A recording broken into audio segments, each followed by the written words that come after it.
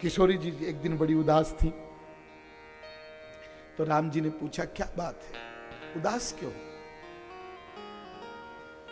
क्या बताऊं, मुझे कुछ अच्छा नहीं लग रहा। तो राम जी ने कहा कि तुम्हें जो अच्छा लगे वो करें, बोलो क्या बात है?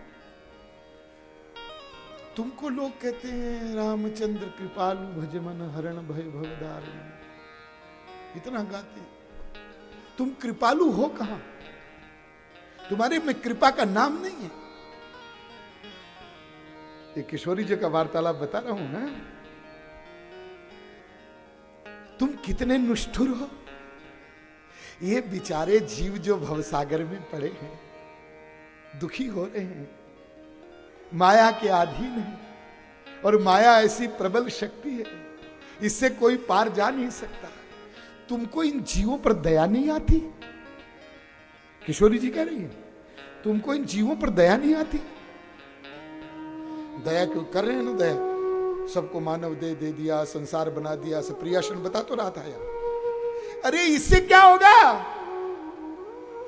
ये तो और कर्म करके कर्म बंधन बढ़ा रहे हैं। और तुम समोहम सर्वभूतेषु न मे द्वेष्योस्ति न प्रिय, तुम कहते हो मैं समदर्शी हूं, सबके कर्मों को देख रहा हूं, उनका फल दूंगा।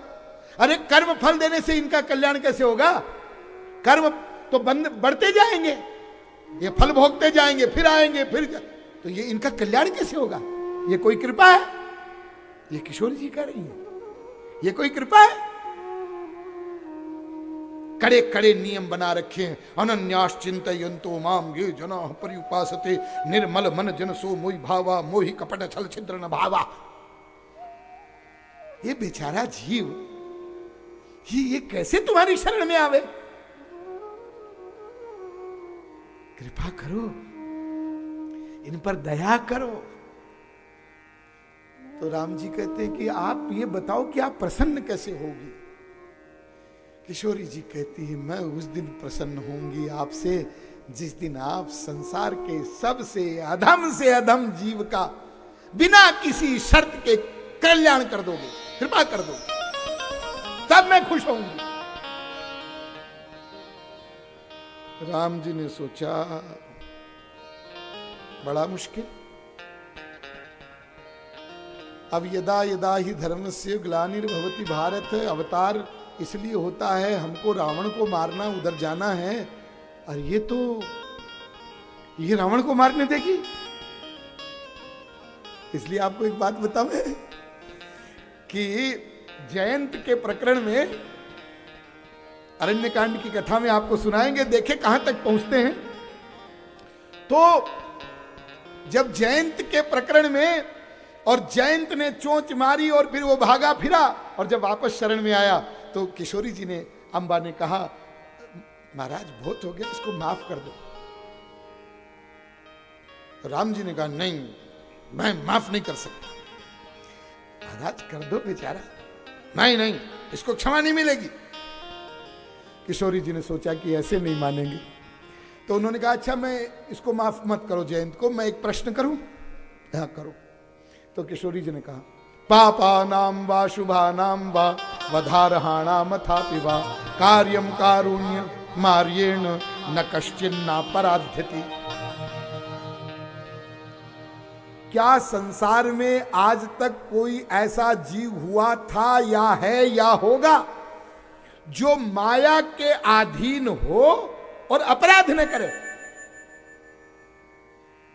तो भगवान राम ने कहा, भाई माया के अंडर में कोई जीव होगा तो उससे तो अपराध होगा, क्योंकि अपराधों की जननी माया है। तो माया के अधीन कोई जीव है तो उससे तो अपराध होगा ही होगा। किशोरी जी मुस्कुराई, क्षमा करिए इसको। बोले क्यों? कहा था ना इसको क्षमा नहीं मिलेगी। महाराज ये मायाधीन है कि नहीं? बोले है तो मायाधीन।